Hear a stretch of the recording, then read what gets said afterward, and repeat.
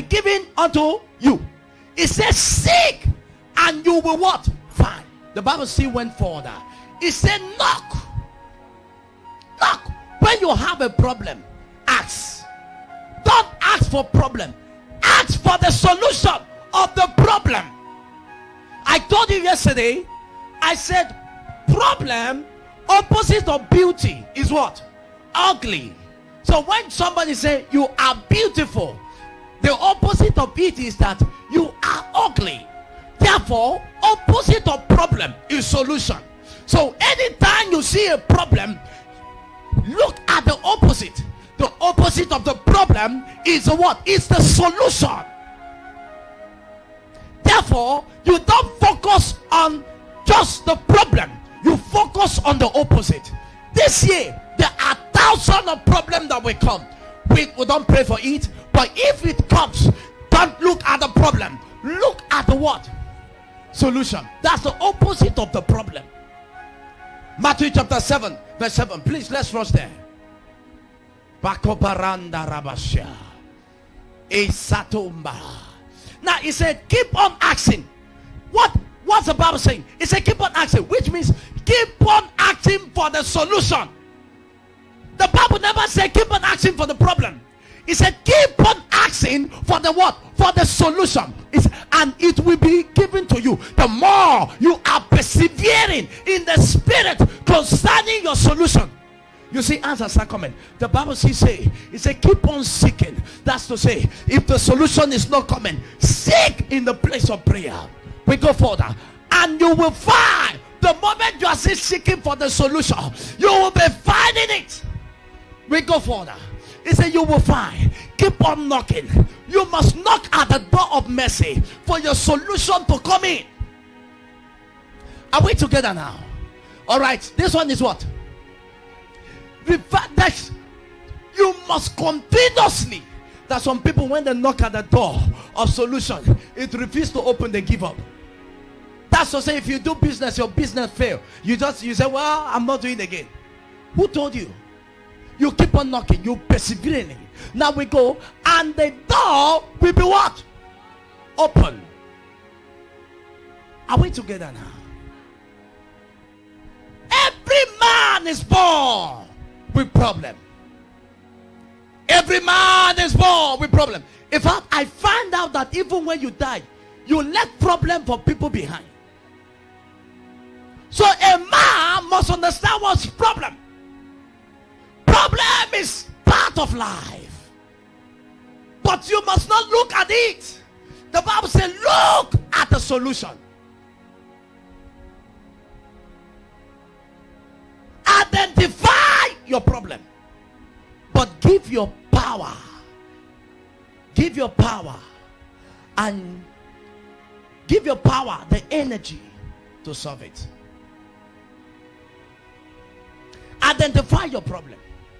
One of the worst things a believer will do is that you don't even, there are some people who does not even know their problem. If you don't know your problem, how can you solve your problem? Solution does not come when you don't know the problem. That's to say, your TV is faulty, and you took the TV to even when you go to a doctor, before they diagnose you, they will ask you what's wrong with you. A doctor, a professional doctor cannot start treating you without running tests. Because not all part of you is need treatment. There are part of you that need it. So that's how a problem is. So when a problem comes, it is not all of you that's need solution. Just one part. So a doctor cannot diagnose you without you explaining how he's doing you. That's why he asks you first, how is he doing you? Well, I can't sleep at night. I'm having severe headache. Okay, we'll run so type of test. So if the test come out and the thing is saying negative, they will still tell you another different test to run. So that they will focus on what exactly is doing you. So you focus first of all, find out what is your problem. There are some people who does not find out what's the problem. What they do is to carry another person's problem, and that is very bad. They carry people's problem in their head, and they are very proud. I told you, I said, it is a foolish soldier that will run into the camp of his enemy naked. So, find out your problem. Most people that have not found out their problem, they are in tears every blessed day. Because they don't know. There are some people that are close to their solution, but because they don't even know their problem, how will they stick into their solution? So find out your problem. The moment you find out your problem, the solution is no longer a problem, because opposite the problem is the solution. We go further. Sometimes problems do not require solution. Sometimes problems do not require solution to solve them. Instead, they require maturity. You didn't hear me? Sometimes problems do not require what? Solution. But rather, it requires maturity to grow out of them. I used to see people, they are still where they are. 5 years, 6 years, 7 years, they are still the same person they are, as a result of they refuse to grow. You grow out of problem. So when you grow out of problem, you can tell somebody, come, the road you want to pass, I have passed that road. And yours truly, there is no road there. I personally has passed through that road. So you see, sometimes problem, you don't even need a solution to it. You what? You need maturity. You need maturity to grow out of problem. There's some problem you are facing now. What you need is maturity to grow out of the problem. It's not just about the solution now you're seeking for. What you need is maturity to grow out of the problem. See, there are problems you will never solve until you die. You will keep on trying to solve the problem. You will die. You still can't solve it. So how do you solve such problem? You grow out of them. You grow mature. Until you grow mature, you can't grow out of that problem. So, grow what? Mature. Your inability of growing mature out of that problem makes you to still be in the same problem. There are some people that are still doing one thing. Since 5 years, they are doing one thing. And funny enough, what they are doing is not, there is nothing to show about. It's as a result of them not growing out of the problem. Every day you keep on complaining one thing. Can't you shut your mouth and focus about the other one? If you keep on knocking at a door, you have 10 doors to knock at. You knock at one, it's not opening. You knock and knock and knock 5 years. Leave that door. Please focus on the next door. You focus on the what? Because if you keep on knocking at that same one door, it will delay your time. It will exhaust your energy. So what you do, you keep on putting your eye, but focus on the next door. Your prayer point should not just be, oh God, kill my enemy. Sometimes you need to pray, Father, the time has come for you to lift me beyond my enemy. Let me tell you something. Apart from God killing your enemy, people can kill your enemy. God can bless you beyond the expectation. They go to the house and they start thinking and meditating. They die in the process of them thinking your matter. You grow. You grow maturely. You know, you grow. Say yourself, I must grow this year. So you don't just keep on knocking at one door and you're telling God, God did this 5 years now. The man in the pool of Bethesda was to grow. He was there for 38 years. And the Bible said when Jesus came to the pool, he said, man, do you want to be healed? Imagine. He said to Jesus, what I need is to push me. The truth is that even though Jesus pushed him into that water, he will still not be healed. He has been there for 38 years. According to time and according to season, once a year, the Spirit of God goes into the water and make the water to be fruitful. But the first person that goes into the water is he, no matter the sickness. Look at the young man. He stays there. He sees when the angel comes down, but he can't enter. And Jesus came and said, do you want to be here? He was asking, push me. Even though Jesus pushed him, before Jesus even pushed him, some other person have entered. And Jesus said, rise up and walk. Now let me say something. The woman with an issue of blood understand the system of time and season. You understand the season. You understand the system about solution and problem. She was having a problem that a doctor cannot handle. She was having a problem that people cannot handle. She heard that Jesus was coming. She only heard that Jesus was coming. She find a solution. What was the solution? I don't need Jesus to pray for me. He's too busy. He may not pray for me. I don't need him to tell me to do assignment. He may be too busy. The solution here is that if I should touch the garment of his, if I should touch his garment, I will be healed. I will be made whole. It was a solution. And the solution worked. He walked. And she penetrated the crowd. And she came to Jesus. And she touched the garment.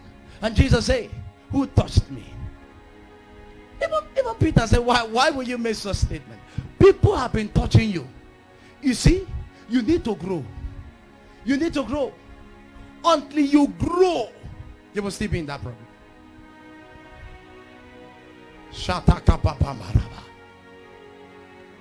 Philemon chapter 3.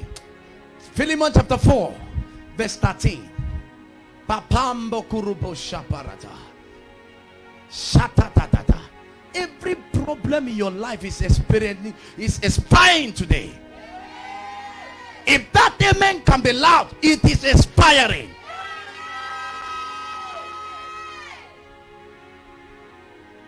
There's some problem that should have expired, but as a result of you have not grown. That's why it have not expired. Philemon chapter 4 verse 13, and I read, I can do all things through Christ that strengthens me. It means you can solve that problem through Christ that strengthens you. Which means Christ has already strengthened you. Now look at the opposite of the problem. Let me tell you something. If you want to kill a demon, this is the way to kill a demon. Call a demon by his name. A demon dies immediately. The moment you call a demon by his name, he dies. That's why a demon cannot tell you his name. His name is his identity in the spirit. So the moment he tells you his name, he's finished. Because once you pray and say, let me use any kind of phrase, AK7, you are pointing directly to him, to her or him in the spirit. So when you shout AK7, catch fire, immediately it's catching fire. But when you are praying, any demon can be anything. Are you hearing me now? Any demon can be anything. He can decide to throw some demons at you while he's standing at your back, while you are busy. So when you call a demon by his identity, you kill the demon. The demon is powerless. You see, there was a woman that was having the spirit of soothsayer, and he saw Apostle Paul and Peter. They were coming, and when they were coming, he started saying, "This a man of God. This a servant of God." And Apostle Paul knew he was carrying a familiar spirit. So what did he? He said, "You spirit, I cast you out." He called the spirit by his name, and the spirit ran out from the girl, and the girl regained his consciousness. He called the name. The Bible says you can do all things, which means that situation can swallow you. You are too big to be swallowed by that situation.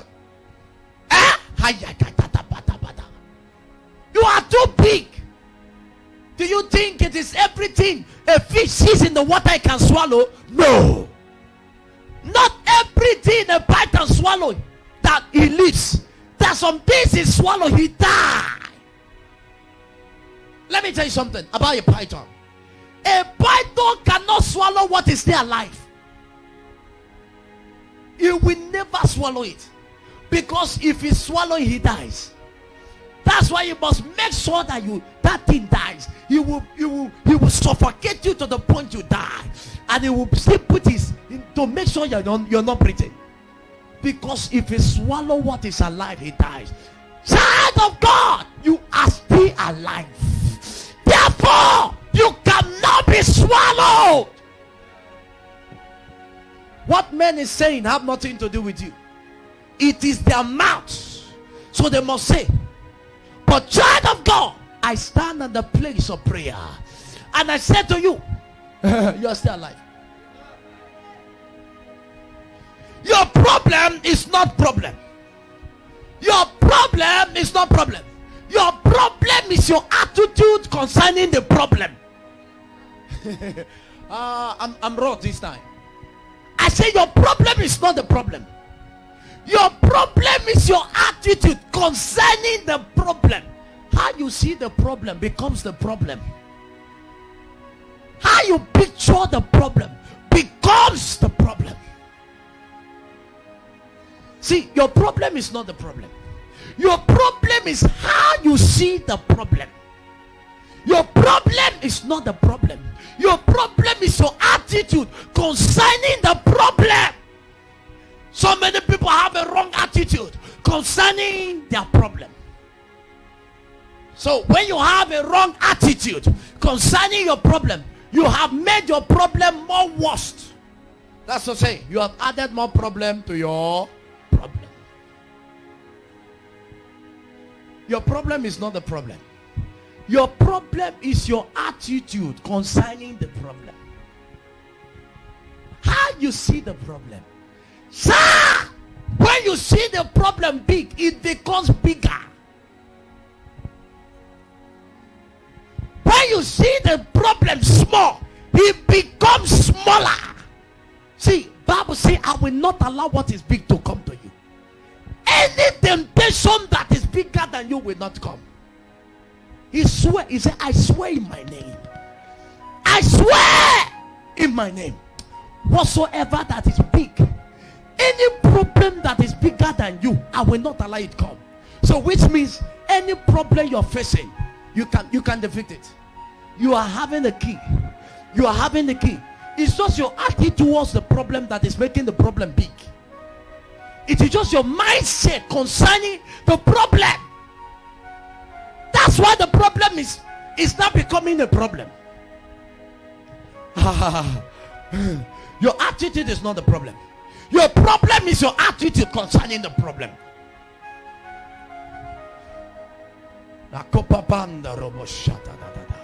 Every problem in your life, I command that problem to expire. Any problem that you have carried, maybe prevention from 2021, I declare that problem to expire. If you do not stand for something, you will fall for nothing.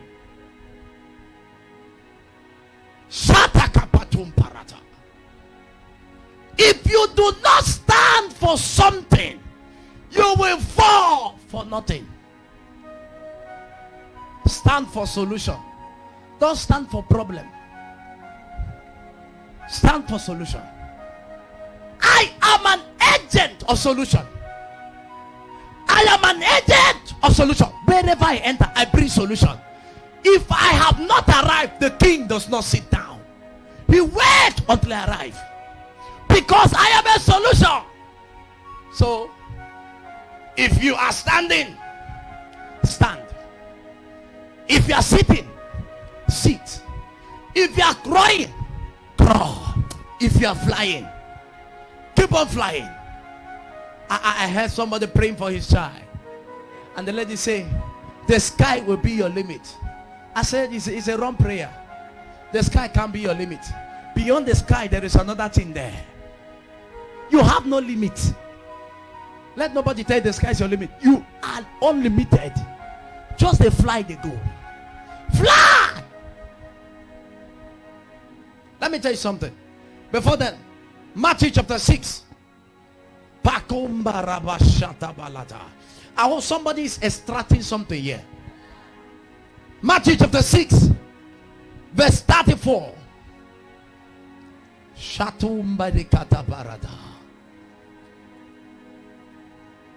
I'm equipping you this year, so that whenever problem come, you tell problem, you're fool. I will drink pure heaven in your head, and you will do nothing. You will do nothing.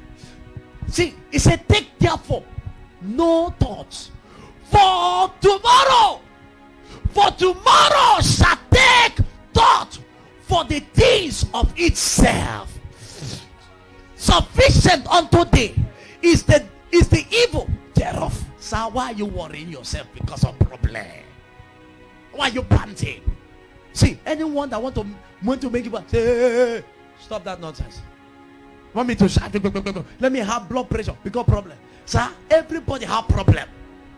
If you are owing somebody and they are putting fire on your body, tell the person that even federal government is owing. Eh? They are telling you, say that I will arrest you. Tell them that even government have not paid police for 3 months now. I think I was with them. Then they complain, say they never pay since November. And you're telling me you won't go.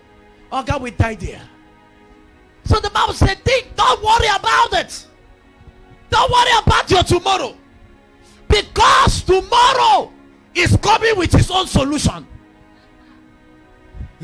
If today comes with problem, don't worry yourself. Tomorrow is coming with solution. That is why they say, oh yeah, mechi.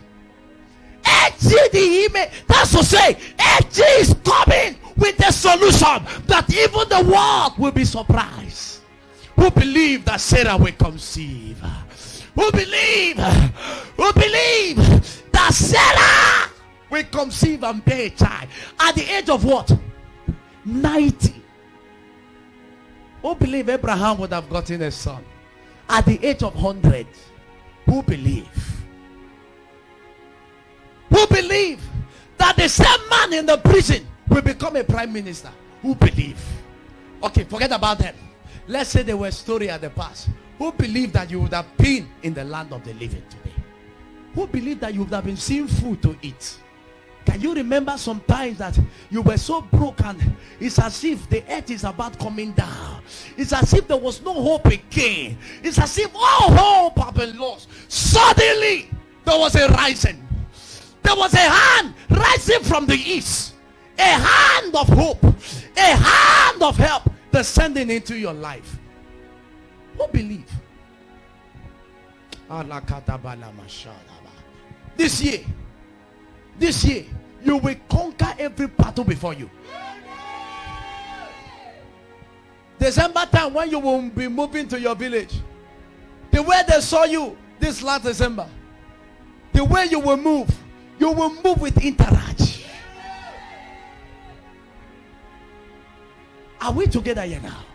See, never us Esther or don't limit the power of the Spirit, because the way you can't understand the wings, that's how you can't understand how God's blessing comes. Somebody here, God is about changing your life. And God said to me, I am about clothing you with glory. Now listen, God's glory is God's beauty. The moment He clothes you with beauty, He takes you beyond. This year, He will take you beyond. Nothing can stop you this year. Shout, I am unstoppable. How can you carry Jesus and one can stop you? If you can't stop a train, how can you stop somebody that carries Jesus? You want to die? Uzzah went to put his hand at the ark because the ark was shaking. You know, the Levites, they were carrying the ark to the city of David. So they did that shaking in the hand. Uzzah, a small boy, Uzzah, so did he want to fall? He ran and he carried his hand to hedge it not to fall. and the Lord strike him dead. Who are you to help me? When do man start helping the spirit? When did the immortal start helping the mortals? Immortal being, dust, start helping the spirit, impossible, and the Lord strike him dead. Fear gripped David. Fear. David was shouting, and immediately David asked them to stop. Stop. He said, don't bring this thing to my house. Don't carry it to my house before God kill me and my family. There is a wretched man called Obed-Edom. There is a man, I know, even though he dies, nobody will look for him. Let's take the ark to his house. And they took the ark to the house of Obed-Edom. See, never you look at the problem, look at the solution. I'm talking to somebody now. I'm talking to somebody now, because your solution has come. I did not say your solution will come. I say your solution has come. If you're the one I'm talking, lift up your left hand and shout fire. Come on, child of God, holler that fire. It is your authority in the spirit. And they carry the ark to the house of Obed-Edom. But Obed-Edom was not around. He was a poor, wretched farmer. What happened to Obed-Edom? He came back and he saw the Ark of Covenant in his house. Him that is like an half caste. He went to the ark. He said, who am I? Who am I that you will find worthy to be in my house? He worshipped the ark each morning. When he's about going to his famine, he will come to the ark. He will sing. He will dance. He will sing. He will dance. He will leave. The Bible says, after 3 months, the news of a bit of David, and they went to tell David, Obed-Edom is the richest in the land. The news of Obed-Edom get into the king's ear, and they said to the king, Obed-Edom is not the richest in the land. Obed-Edom, the nobody, is not body. It's not the talk of the town. Yummy. 3 months is not far from now. You will be the talk of the town. People will say you have joined court. Tell them I did not join court. Court is too small to have somebody like me. I am too loaded to be frustrated. Am I communicating? Your news will reach the king's ear. Do you know what David said? David said, go and bring the ark and come back. That ark cannot be there. Now let's fetch the reality. What about if Obed-Edom came back and started saying, why will this ark be here? Problem. What are you doing here? I think you kept me poor. Problem. When you complain, you add more problem to the problem. See, when you start thinking, you are adding more problem to the problem. Thinking does not solve your problem. What solves your problem is the ability of you thinking about the solution. Are we together now? That is why Jesus said, if I don't go, the comforter will not come. Are you hearing me now? If I don't go, if I'm still here, I cannot be here and be in Lagos, and be in China, and be in everywhere. But there is a man that can be everywhere at a time. You need that one. So I need to go. That means clearly something is about coming. Contract that will change your life. You will not longer remember the days when you were broke. I see somebody having such contract here. I see somebody having such contract here. Ephesians chapter 4 verse 26. We're going to pray now. Ephesians chapter 4. Shatakapamba bako. Ishatinkata. Ephesians chapter 4 verse 26. Be ye angry. I will explain this one very well. Be ye angry and sin not. Let not the sun goes down upon your what?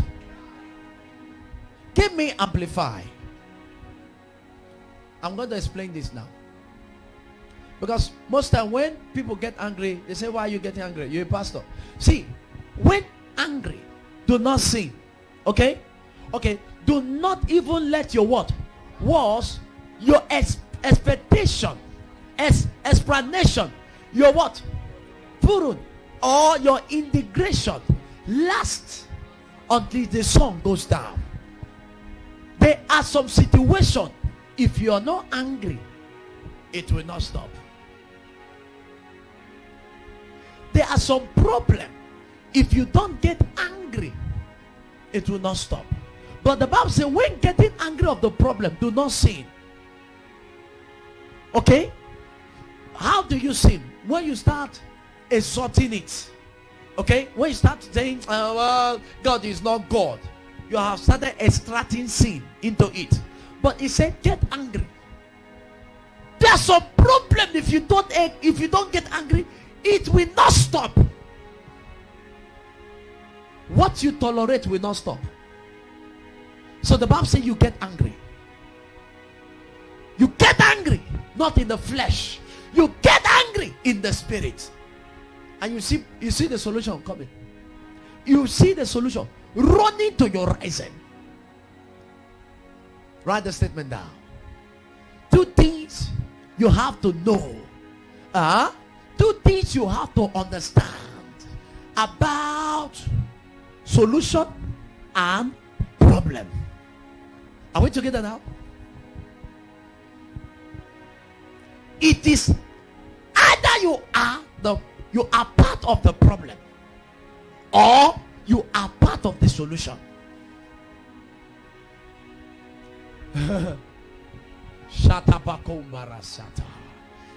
It is either you are part of the problem, or you are part of the solution. Oh, there's some of your friends that are part of your problem. There are some relationship you are that is the part of your problem. The relationship is part of your problem. There are some friends around you that are part of your problem.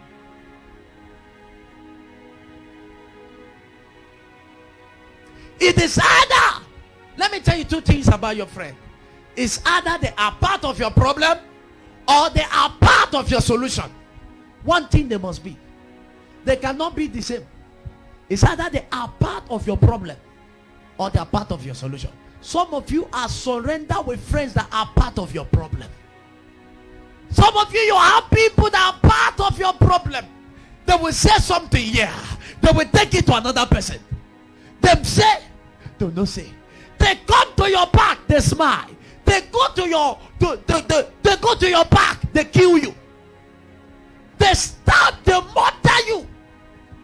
They come again to your front. Sir, it's either your friends is your problem or your solution. Find out those people around you now. Who are they? If they are part of your problem or part of solution. Let me tell you, your friend can be a part of your problem when he gives you the wrong advice. It becomes your problem. You are telling the person something. It's giving you advice that will scatter everything. It's your problem. Stop telling. In fact, there are some of you, if you stop telling your friends your expectation, your ambition, your thought, you don't need to pray to tell God to solve problem. Your problem solved automatically.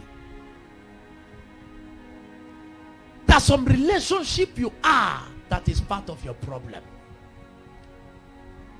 Relationship that is not going anywhere because part of your problem. They give you hope. Fake hope. They tell you things that will never happen. They make you expect beyond expectation. You don't know that it's part of your problem.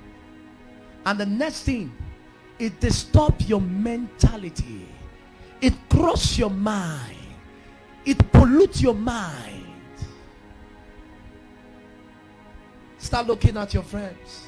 If you have 100 friends, 99 are part of the problem. If you have 100 friends, 99 is part of the problem. They're part of the problem. Do you think it is every friend you have that's a solution? There are some, if they see food that want to enter your mouth, they will use their hand and put inside your mouth and remove it.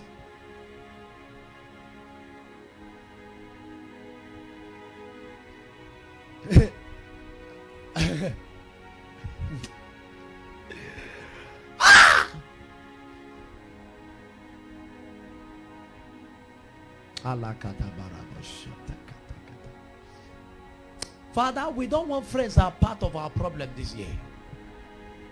In fact, we don't want them. So that we will know the problem we are solving. We will know the problem we are resolving. Because when you don't even know that these people are part of your problem, when solution comes, you go and tell them, they scatter it again.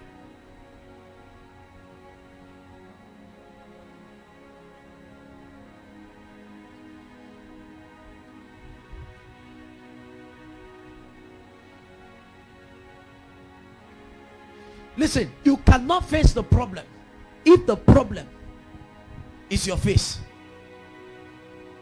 You don't understand that statement? You cannot face the problem if the problem is your face.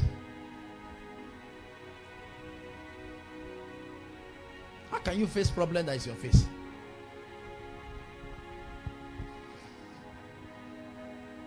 Your problem is inspiring tonight. Problem can make your heart to be panting. Problem can make you to be shaken. But I want you, each time problem come, look at the opposite of it and say to yourself, I have already overcome you. The truth is that you cannot swallow me. You speak authoritatively to your problem. You tell your problem, you are too small to swallow me. If problem want to kill you, the one that have happened would have killed you.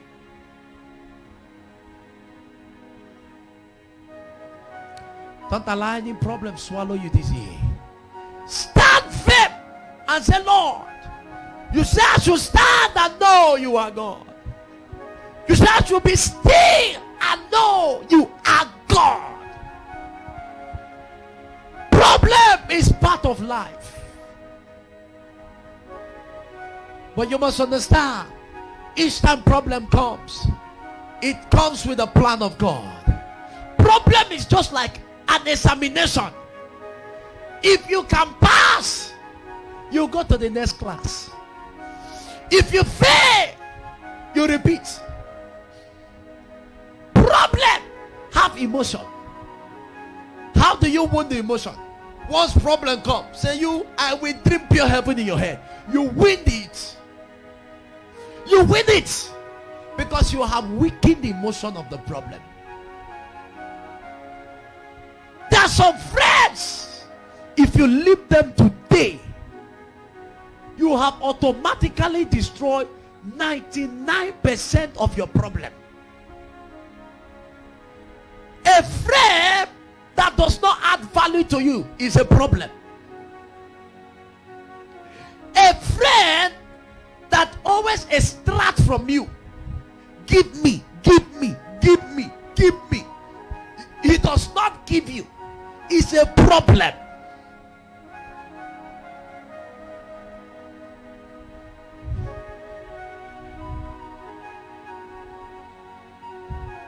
I pray this hour that every problem in your life will expire.